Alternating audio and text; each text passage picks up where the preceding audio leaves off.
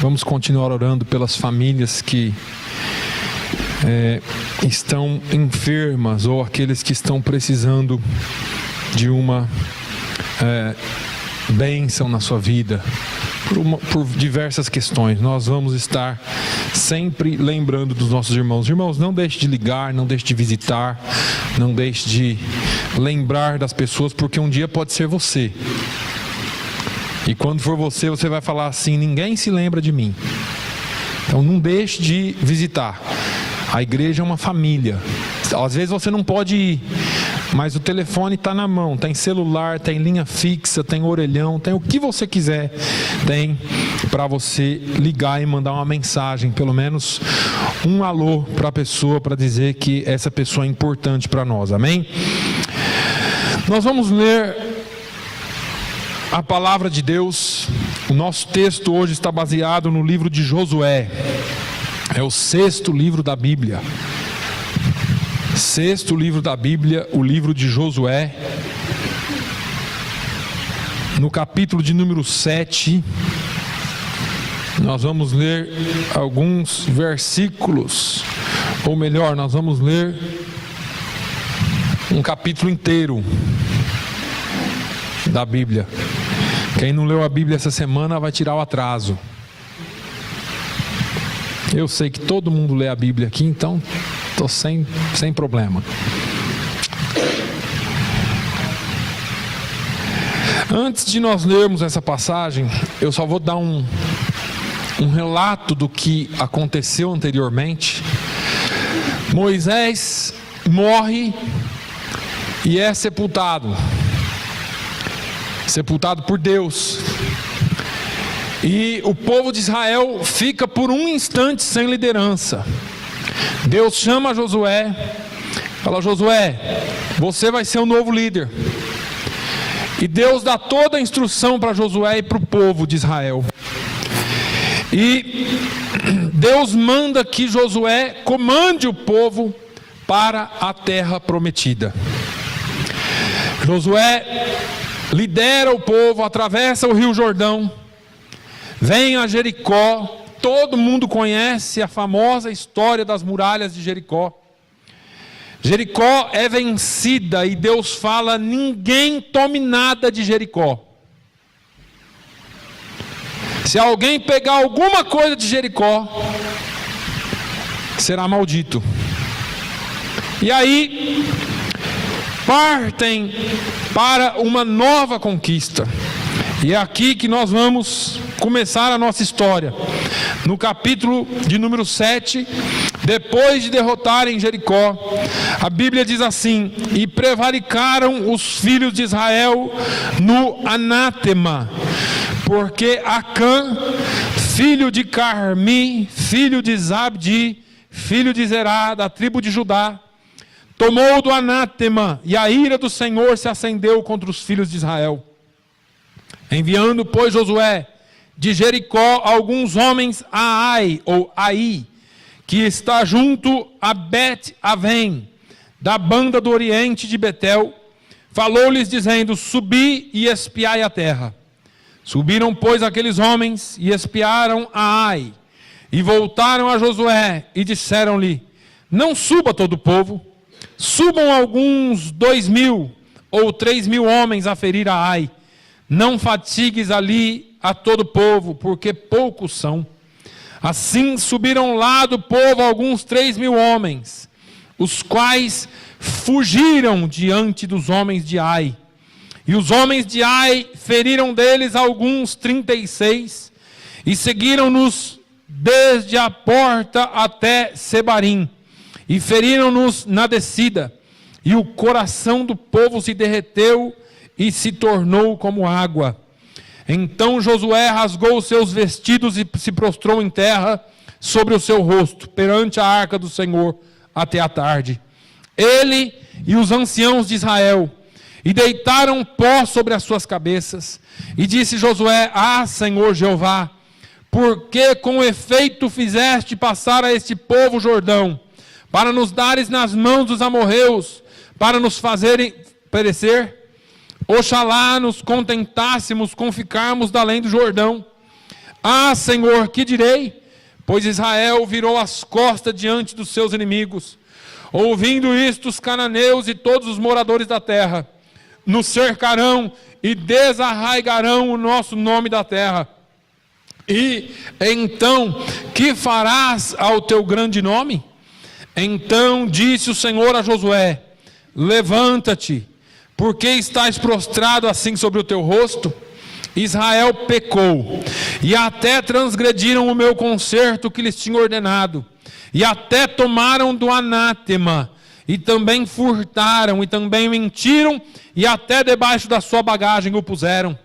Pelo que os filhos de Israel não puderam subsistir perante os seus inimigos, viraram as costas diante dos seus inimigos, porquanto estão amaldiçoados. Não serei mais convosco, se não desarraigardes o anátema do meio de vós.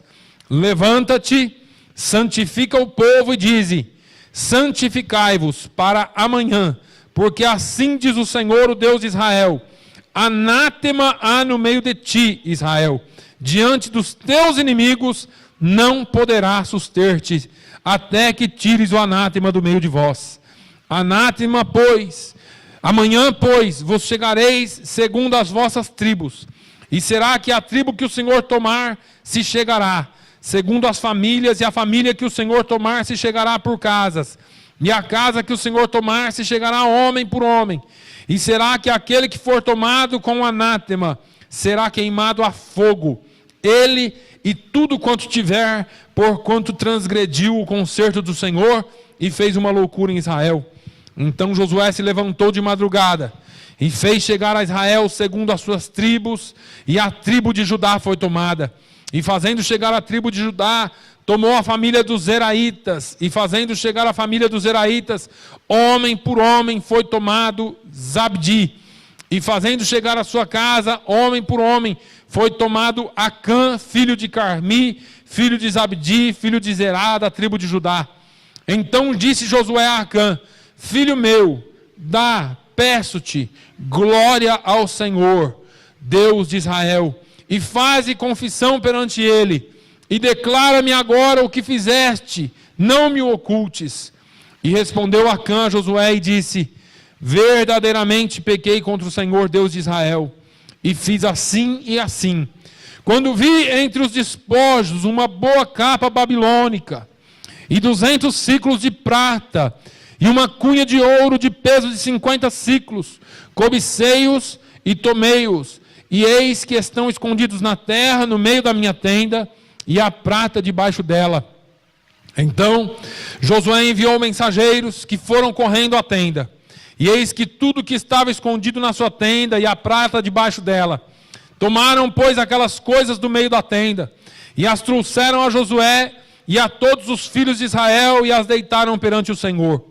Então Josué e todo Israel com ele tomaram a Acã, filho de Zerá, e a prata, e a capa, e a cunha de ouro, e a seus filhos, e as suas filhas, e a seus bois, e a seus jumentos, e as suas ovelhas, e a sua tenda, e tudo quanto tinha, e levaram-nos ao vale de Acor. E disse Josué: por que nos perturbaste? O Senhor te turbará a ti esse dia. E todo o Israel o apedrejou com pedras, e os queimaram a fogo e os apedrejaram com pedras, e levantaram sobre ele um grande montão de pedras até o dia de hoje. Assim o Senhor se tornou do ardor da sua ira, pelo que se chamou o nome daquele lugar o Vale de Acor, até o dia de hoje. Amém. Palavra dura, palavra que Deus chama a atenção ao povo de Israel. O povo tinha saído da escravidão. Deus havia prometido uma terra. Deus havia prometido um lugar onde o povo viveria. E Deus falou: eu vou lhes transportar, ou vou lhes levar a uma terra onde mana leite e mel. O povo já havia espiado a terra, o povo já havia passado para outra banda do rio, já havia conquistado parte da terra, mas havia muito ainda a ser conquistado. E Deus falou: olha, de Jericó não tome nada, porque é anátema, porque isso não pode ser tocado. E esse homem, ele cobiçou as coisas daquele lugar, ele achou que poderia tomar as coisas daquele lugar, achou que poderia ir contra a lei de Deus, contra a palavra de Deus. E aí, quando Josué conquista Jericó e manda que os espias vão até a cidade de Ai para espiar, os espias chegam à cidade de Ai, olham aquela cidade e falam assim: bom, não é tão grande assim, não é tão poderosa assim, são poucos homens. Josué, se for aí uns 2 ou 3 mil homens, a gente conquista essa cidade tranquilamente. Mas quando os 3 mil homens chegaram para conquistar a cidade, eles foram perseguidos, e alguns deles foram mortos, e viraram as costas para os seus inimigos e fugiram. E Josué entra em desespero. Josué era um general de guerra, ele sabia guerrear, ele sabia que seu povo era forte, mas ele entrou em desespero, rasgou as suas vestes, se prostrou perante a arca do Senhor e começou a buscar a Deus: Senhor, por que é que o Senhor fez isso? E agora como vai ficar o seu nome? E Deus falou para ele: levanta, Josué, o problema não está comigo, o problema está com vocês. E eu fiquei pensando nessa palavra e orando e buscando a Deus sobre essa palavra, porque esse homem Acã, o homem que olhou para as coisas que ele não devia olhar, o homem que cobiçou coisas que ele não deveria cobiçar. É interessante que, quando eu leio essa passagem, todos eles passaram para a terra prometida. Veja bem, eles possuíam a terra, eles estavam na terra prometida, mas esse homem e a sua família perdeu as bênçãos da terra por causa de alguns erros que ele cometeu. Ele perdeu o melhor de Deus, e é sobre isso que eu quero falar nessa manhã. O que é que pode, ou o que é que poderia nos levar a perder o melhor de Deus? Somos salvos, aceitamos a Jesus, entregamos nossa vida para Ele, e às vezes nós perdemos o melhor de Deus por algumas coisas que cometemos. Nós, em primeiro lugar, perdemos o melhor de Deus quando somos desobedientes. Eu sou crente, eu sou salvo, eu não preciso me preocupar mais, mas eu estou debaixo da graça, e debaixo da graça eu posso fazer o que eu quiser, e não é bem assim. A vida cristã é uma vida de liberdade, mas não é uma vida sem regras. Não é uma vida religiosa, onde tudo tem que ser estritamente de um jeito só, mas também não é uma vida largada, onde você pode fazer o que você quiser. O apóstolo Paulo disse: tudo me é lícito, mas nem tudo me convém. Eu posso fazer qualquer coisa que eu quiser, mas eu não vou me deixar levar por nenhuma delas. Porque às vezes nós achamos que pelo fato de estarmos debaixo da graça, pelo fato de termos alcançado a terra prometida, agora nós podemos dar algumas escapadinhas. Foi dito ao povo de Israel para ficar longe das coisas condenadas. Não toque nessas coisas, elas são condenadas. Às vezes nós pensamos que as coisas não são tão sérias assim. Não precisa ser tão duro assim, isso é religiosidade. Não precisa ser tão sério assim, afinal de contas nós temos uma certa liberdade. Não precisa ser tão estrito assim, a gente pode ser maleável. E com as nossas maleabilidades, nós vamos abrindo brechas para o pecado na nossa vida. Talvez Acã tenha olhado para aquele ouro, para aquela prata, para aquela capa babilônica. Eu não vou me ater a esses objetos hoje, porque se nós fôssemos entrar em significados aqui, iríamos longe. mas talvez ele olhou para aquilo e talvez tinha tanto lá que ele falou assim: é só isso, não tem problema. É só um pecadinho, é só uma coisinha, mas é de pecadinho em pecadinho, porque a Bíblia diz que um abismo chama outro abismo. E a nossa vida começa a ir de mal a pior, e as guerras que eram fáceis há um tempo atrás, agora se tornam quase impossíveis vencer. Porque Deus nos chamou para ser santos. Ele disse: sede santo, porque eu sou santo, diz o Senhor dos exércitos. Deus não nos chamou para viver de pecadinhos. Deus não nos chamou para viver uma vida mais ou menos santa. Ele nos justificou na cruz do Calvário. E quando Ele derramou o seu sangue na cruz do Calvário, Ele nos fez novos. Justificou-nos segundo a sua imagem. Justificou-nos segundo a sua própria justiça, para que eu e você fôssemos santos. Então não compensa pecar. Não compensa errar. Porque quando desobedecemos, pagamos um alto preço, irmãos. Você já se deparou com batalhas que você disse assim: eu posso vencer, e por causa de alguns detalhes você não vence. E aí você diz assim: mas o que acontece? Você não quer errar. O fato é que ninguém quer errar.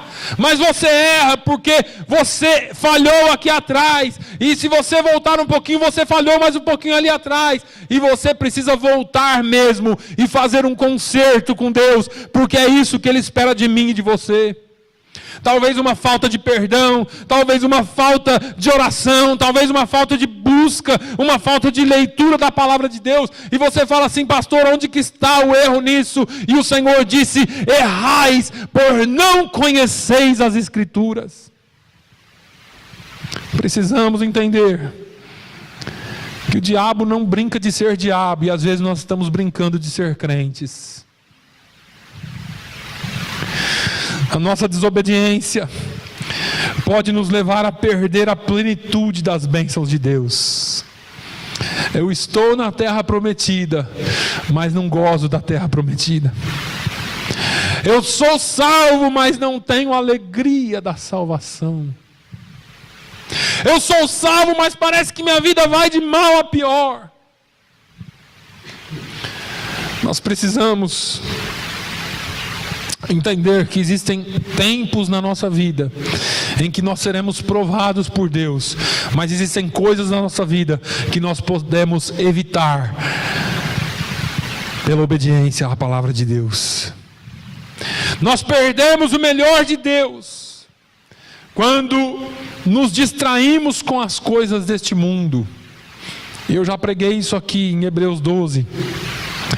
Acã estava distraído com seus próprios desejos pecaminosos. Olha o versículo 20 e 21. E respondeu Acã a Josué e disse: verdadeiramente pequei contra o Senhor Deus de Israel, e fiz assim e assim. Quando vi entre os despojos uma boa capa babilônica, e 200 ciclos de prata, e uma cunha de ouro do peso de 50 ciclos, cobicei-os e tomei-os, e eis que estão escondidos na terra, no meio da minha tenda, e a prata por debaixo dela, ou por baixo dela. Tiago 1:14 diz assim: cada um é tentado quando atraído e engodado pela sua própria concupiscência. O que é que te atrai? O que é que me atrai? Qual é a concupiscência dos seus olhos? O que é que enche os seus olhos? Irmãos, cada um é tentado quando atraído e engodado pela sua própria concupiscência. Cada um cai naquilo que ele mais ama. E às vezes nós não nos damos conta disso, até que isso nos atrai para o fundo do buraco.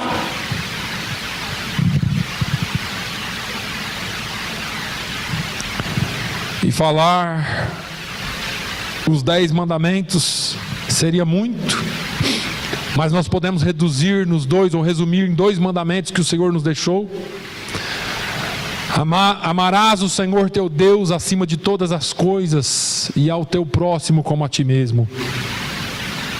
Se nós estamos amando qualquer outra coisa acima disso, nós estamos errados.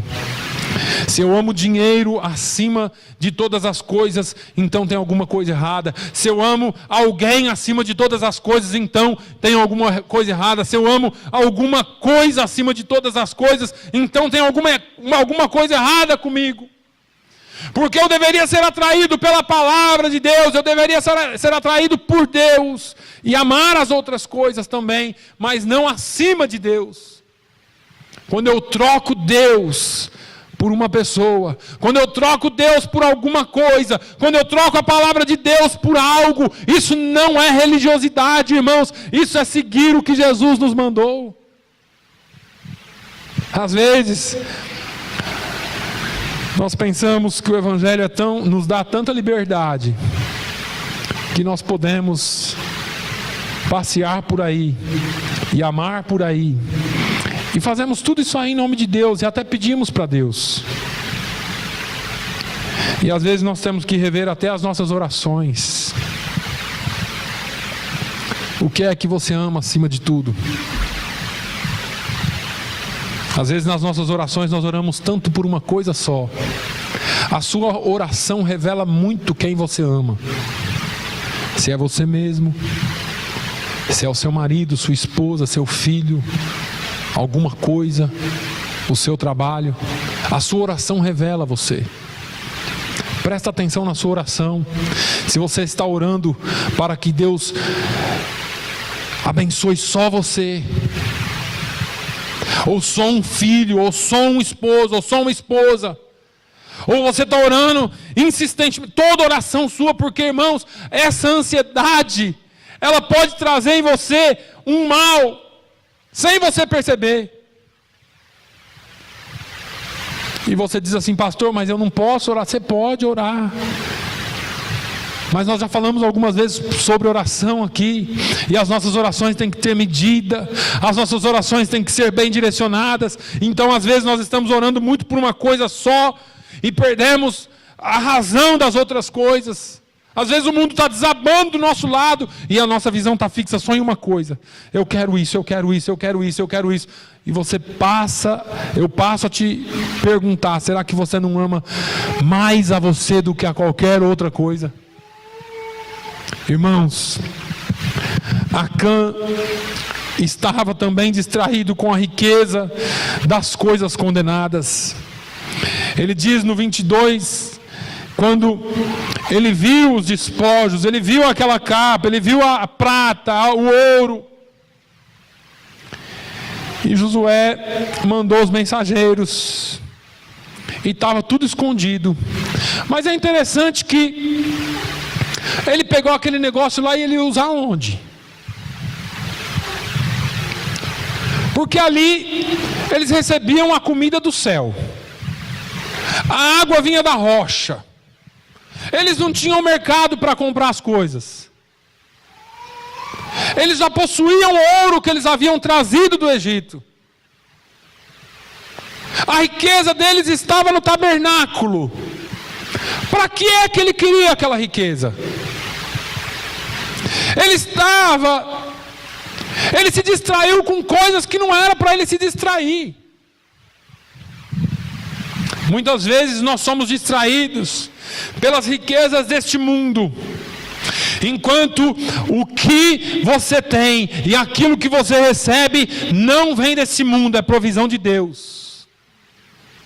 Muitas vezes nós estamos distraídos com casas, terrenos, empregos, carros, esportes, muitas coisas desse mundo que nós podemos querer, sim, não é pecado, mas não a ponto de tirar a nossa atenção para com Deus. Porque as coisas desse mundo vão passar. João escreve na sua primeira epístola, ele diz: não ameis o mundo, nem o que no mundo há. Se alguém ama o mundo, o amor do Pai não está nele. 1 João 2,15. E ele não está falando aqui para você não querer coisas, para você não cultivar coisas, para você não comprar coisas. Ele está dizendo aqui para você não amar elas acima de Deus. Não é porque somos crentes que não podemos ter nada. Mas por sermos crentes precisamos saber ordenar a nossa lista de prioridades e aquilo que nós amamos, e para o que é que nós empreendemos as nossas forças. Eu sempre falo aqui, irmãos, nós podemos desfrutar de algumas coisas dessa terra, sim. Nós podemos ter coisas boas aqui, sim. Mas essas coisas não podem nos distrair. Essas coisas têm que nos manter sempre na presença de Deus. Nós perdemos o melhor de Deus quando negamos o poder do pecado. E aqui é sério. Acã pensou que poderia pecar em segredo. Veja que quando nós olhamos os versículos de 1 a 3 desse capítulo, nós observamos que toda a nação sofreu por causa de Acã. Pensa bem. O pecado, ele não afeta só a pessoa. O pecado afeta a família, o pecado afeta a igreja, o pecado afeta a comunidade, o pecado afeta a cidade, o pecado afeta tudo. Às vezes nós pensamos que não, mas conforme o pecado vai avançando, a criminalidade vai avançando, a maldade vai avançando, as coisas desregradas vão avançando, e aí nós pensamos que isso aí é porque o mundo está assim mesmo, e não é, porque o pecado vai tomando lugar. O pecado afeta a todos, irmãos. Paulo, falando aos Coríntios, ele diz assim: não é boa a vossa jactância. Não sabeis que um pouco de fermento faz levedar toda a massa? 1 Coríntios 5 e 6. Aos Gálatas ele escreve: um pouco de fermento leveda toda a massa. Jesus disse: adverti e acautelai-vos do fermento dos fariseus e saduceus. Jesus sabia o que estava falando. Um pouquinho de fermento leveda toda a massa. Um pouquinho de pecado faz tudo errar, faz tudo dar problema, faz tudo ficar errado. E às vezes nós não entendemos isso e achamos que podemos pecar em pecado, pecar em silêncio, pecar em segredo. Ninguém vai ficar sabendo. É só uma mentirinha. É só uma coisinha. Não tem problema. Afinal de contas, Deus perdoa. O que era aquele ouro, aquela prata e aquela túnica babilônica em comparação a tudo que tinha naquela cidade? Nada. Não era nada. É só uma coisinha. É só hoje, depois eu deixo. E você se esquece que um abismo chama outro abismo.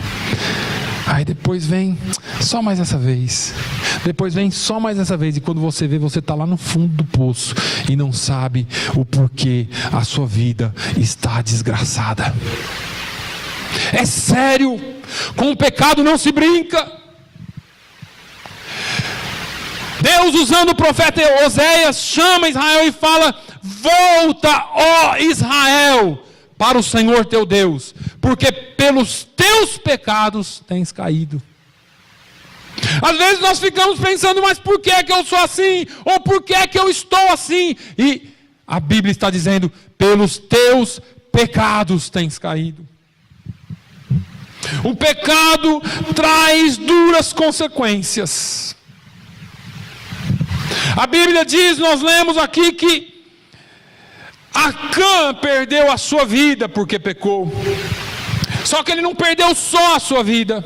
Tudo que era a família dele, tudo que era dele, gado, boi, ovelha, tudo foi morto e queimado a fogo. Paulo escreve aos Romanos 6:23 e diz: porque o salário do pecado é a morte, mas o dom gratuito de Deus é a vida eterna por Cristo Jesus, nosso Senhor. O pecado nos conduz à morte, mas Jesus nos dá a vida e dá a vida eterna. Nós perdemos o melhor de Deus quando nós desconsideramos os planos de Deus. Isso aqui também é sério. Deus tem planos maravilhosos para nós. Eu li a semana passada aqui, Jeremias 29 e 11. Porque eu bem sei os pensamentos que penso de vós, diz o Senhor. Pensamentos de paz e não de mal, para vos dar o fim que esperais. Deus tem pensamentos de paz e não de mal. E às vezes nós pensamos o que é que Deus tem preparado para nós. Em primeiro lugar, Deus tem a vida eterna. João 3,16 nos deixa isso claro, é a maior prova de amor de Deus. Porque Deus amou o mundo de tal maneira que deu o seu único Filho, para que todo aquele que nele crê não pereça, mas tenha a vida eterna. O primeiro pensamento que Deus tem em relação a você, o primeiro plano que Deus tem em relação a você é vida eterna, é salvação. Depois Ele tem paz. Olha aqui, porque eu bem sei os pensamentos que penso de vós, diz o Senhor. Pensamentos de paz. Paz. E a paz de Deus, que excede todo entendimento, guardará os vossos corações e os vossos pensamentos em Cristo Jesus. Filipenses 4:7. Deus tem contentamento. Você estar contente com aquilo que você tem. O que é que você tem de mais importante na sua vida? O que é mais importante para você? É a salvação, irmãos. É a salvação. Não tem nada mais importante para nós do que a salvação. Você pode dizer assim, não é a vida, pastor. Não é a vida. Porque vida sem salvação é morte. É a salvação. Porque se você morrer salvo, você está na glória. Mas se você tiver vida e não for salvo, você está perdido. A melhor coisa que você tem é a salvação. A outra melhor coisa que você tem, e você tem que estar contente com a sua salvação. O outro pensamento, o outro plano que Deus tem para você é a alegria. E vós com alegria tirareis águas das fontes da salvação. Isaías 12:3. Também vestirei os seus sacerdotes de salvação, e aos seus santos, e os seus santos saltarão de prazer. Salmo 132:16. Davi, quando pecou, ele não conseguiu se estabilizar enquanto ele não orou a Deus uma oração profunda e disse: Senhor, torna a dar-me a alegria do quê? Da tua salvação. Torna a dar-me a alegria da tua salvação e sustém-me com o espírito voluntário. Eu estava dessas madrugadas pensando nessa palavra. E eu perguntei, Senhor, por que Davi pediu para o Senhor sustentá-lo com espírito voluntário? Irmãos, porque fazer a obra do Senhor não é fácil. Porque defender o Evangelho não é fácil. Porque ser crente, nem sempre a gente está com aquela boa disposição. Se não for pelo Espírito Santo, nós não conseguimos. Tem dia que a vida é um saco, e você sabe disso. Tem dia que você está cheio. Tem época que você não quer fazer nada, nem vir à igreja. E Davi fala assim: Senhor, torna a dar-me a alegria da tua salvação e me sustém com espírito voluntário. Eu quero continuar querendo, eu quero continuar buscando, eu quero continuar sentindo a tua presença. mas eu sei que por mim mesmo eu não posso. Torna ou sustém-me com o espírito espírito dessa forma. Me sustenta, Senhor, como nos primeiros dias de salvo, onde aquela alegria fluía, eu fazia tudo com alegria, eu queria cantar, eu queria evangelizar, eu queria falar. O que aconteceu comigo? Por que é que depois que os anos passam parece que a gente esfria? Por que é que depois que os anos passam parece que a gente não tem mais aquela vontade assim, sabe? Até para vir na igreja parece que vem arrastado. Qualquer gripezinha nos derruba. Qualquer coisinha nos afasta. Davi está dizendo assim: Senhor, eu não posso sozinho. Me mantenha com o espírito voluntário. Eu quero continuar servindo. Eu quero continuar te buscando. Eu quero continuar tendo vontade de fazer as coisas. Acã mostrou sua incredulidade ao roubar as coisas condenadas. É irônico que Deus já tinha dado a terra prometida a ele. Ele tinha tudo. Vocês se lembram da parábola do filho pródigo? O filho mais velho se irritou com o irmão mais novo, se irritou com o pai. Ó, esse seu filho aí, ó, saiu, gastou a parte dele todinha da herança. Agora ele volta com uma mão na frente e outra atrás. O senhor pega um novilho cevado, faz um churrasco, chama os convidados e dá uma festa. Eu estou aqui desde o primeiro dia, trabalhando como servo. E o senhor nunca fez uma festa para mim. O pai dele disse assim: filho, tudo que eu tenho é teu. Tudo o que eu tenho é teu. O seu irmão não, ele estava perdido e foi achado. Irmão, sabe qual que é o pior estado de um crente? É o estado de mendigo. Está dentro da igreja, serve a Deus, diz que é crente, mas vive como um mendigo espiritual. Não aproveita das bênçãos do Senhor. Não consegue desfrutar da alegria da salvação, não consegue entender que está pisando na terra que mana leite e mel. Não é onde você está, é você. É você, porque onde você for, a Bíblia diz que as bênçãos do Senhor te acompanharão. Não é se você está em Fall River ou se você está na cidade mais rica do mundo. É a sua presença que faz a diferença, porque o Espírito Santo de Deus habita em você. Agora você tem tudo, mas você fica como um mendigo espiritual. Ai meu Deus, eu não consigo. Ai meu Deus, não vai dar certo. Ai meu Deus. Irmãos, Deus te chamou para ser vencedor. Deus te chamou para conquistar. Deus te chamou para ser cabeça e não cauda. Deus te chamou e Deus nos chamou para sermos vencedores. Esse homem tinha tudo, estava na terra prometida, mas ele quis só um pedacinho, e o que ele quis não era para ele ter. Justamente o que ele quis, ou o que ele roubou, foi só uma partezinha daquilo que Deus já tinha dado de monte para eles. Então você tem tudo. Você está na casa do Pai. Você tem acesso a todas as bênçãos do Pai. Não queira um pedacinho errado. Não queira provar aquilo que não é para você.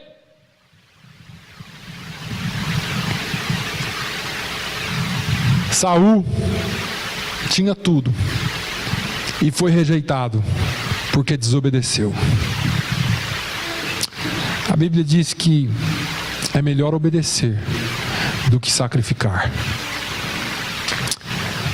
Eu fiquei me questionando essa manhã, por que trazer essa palavra? Mas Deus colocou no meu coração.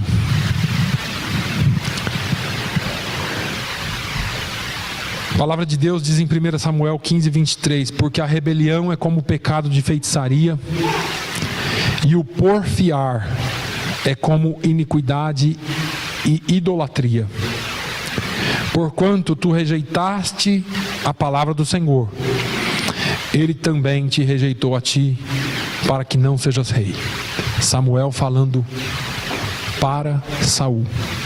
Saul tinha ganhado o trono, mas porque ele desobedeceu, porque ele rejeitou, porque ele rebelou-se contra Deus, Deus o rejeitou e ele perdeu o trono. Você tem a coroa da vida, mas a coroa da vida, a Bíblia diz assim: guarda o que tens, para que ninguém tome a tua coroa. Ser fiel até a morte, e dar-te-ei a coroa da vida. A quem vencer, ser-lhe-á dado assentar-se no trono com meu Deus. Não é só querer, tem que vencer. Não é só pensar que pode, tem que guardar. Guarda o que tem. Não desperdice aquilo que Deus te deu. Não jogue a tua salvação no lixo. Não troque a tua salvação por uma esmola qualquer, por uma cunha de ouro, alguns ciclos de prata, por uma capa babilônica. E seja lá o que isso represente para a sua vida, não troque, porque a sua salvação é mais importante e a vida eterna é o que Deus tem para a sua vida. Amém? Que Deus abençoe a sua vida nessa manhã. Pai, eu te louvo. A tua palavra foi entregue, Senhor, ainda que exortativa, mas é a tua palavra. Não sou eu, Jesus, é o teu Espírito Santo. Pai, que a tua palavra fale aos nossos corações, que nós não venhamos trocar a tua bênção por nenhuma das concupiscências, ó Deus, que nos rodeiam. Que nós possamos, Senhor, fazer divisão entre o certo e o errado, termos discernimento e termos coragem de dizer não ao pecado. Oh meu Deus, torna, Senhor, a dar a alegria da tua salvação a alguns corações aqui. Oh meu Deus, que o Senhor nos sustém com espírito voluntário e que nós possamos sempre estar na tua presença, Senhor. Meu Pai, ensina-nos a trazer sempre glória para o teu nome e nunca vergonha. Que o teu nome seja bendito em nós, para a honra e glória do teu nome, que nós venhamos a viver cheios da tua graça e da tua alegria e da alegria da tua salvação. No nome de Jesus eu oro e agradeço. Amém.